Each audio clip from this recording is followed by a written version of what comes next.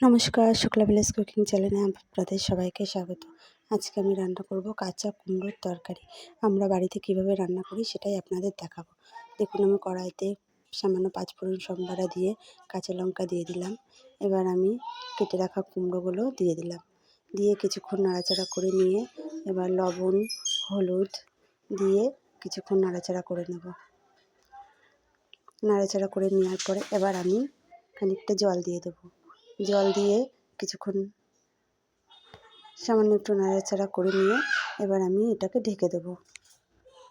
আর এই কাঁচা কুমড়োর তরকারি কিন্তু খুবই উপকার। আর নিরামিষের দিনে তো এরকম তরকারি হলে কোনো কথাই নেই।